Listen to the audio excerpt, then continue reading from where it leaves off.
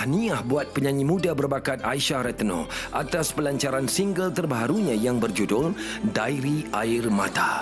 Aisyah, boleh tak kongsikan sedikit tentang lagu ini? Adakah karya ini mempunyai kaitan dengan pengalaman atau kisah kehidupan Aisyah sendiri? Di dalam memori itu.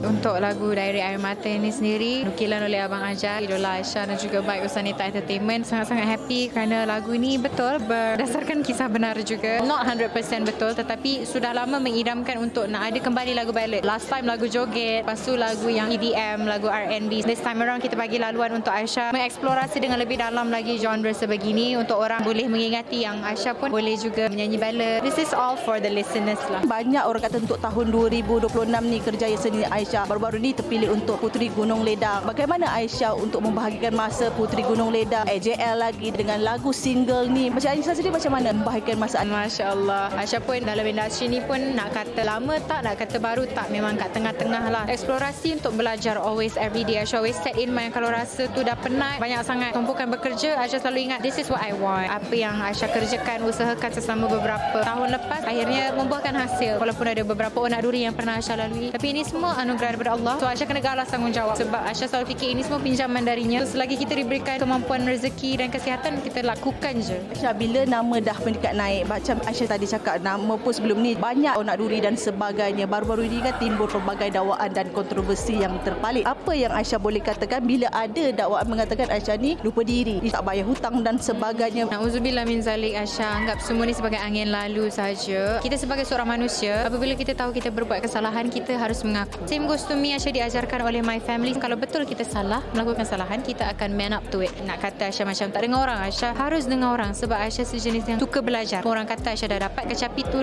bagi Aisyah semua tu pinjaman. Sebab Aisyah kalau di rumah Aisyah menjadi diri sendiri saja. Selagi kita ada ilmu, selagi kita ada kesihatan, I think to be down to earth is very important. Minta-minta jauh untuk ada sikap lupa diri tu, minta-minta jauh lah. Individu itu pun kiranya adalah dalam arena industri Aisyah. So Aisyah tak nak berkata apa-apa sebab semuanya sekarang Aisyah memasrahkan kepada hak legal. What for you want to say these things kalau di legal pun tak siap lagi? Now we stand by je. Penyanyi Aisyah Retno tak cepat melatah dengan orang kata gosip-gosip dan dakwaan ni. Dia nampak chill je. Sebab senang je, selagi perkara tu tak betul, selagi perkara tu tidak benar, dakwaan itu palsu, buat apa kita nak worry? Hanya kita dengan Tuhan saja yang tahu apa yang betul, apa yang salah. Hanya kita dan orang sekeliling saja yang tahu. Tak perlu kita nak cuba untuk convince orang. Time will tell. Allah will do its justice. Pernah tak jumpa individu tu untuk orang kata selesaikan masalah ini? Semuanya Aisyah serahkan ke pihak legal sebab individu itu sudah mencemarkan nama Aisyah. So macam mana kita nak berjumpa depan-depan kalau sudah menyakitkan hati kita? In that sense, it's pretty unfair. Aisyah, bila ada kontroversi ni kan, ada tak sedikit sebanyak merosakkan kerjaya you yang semakin diperkatakan ni?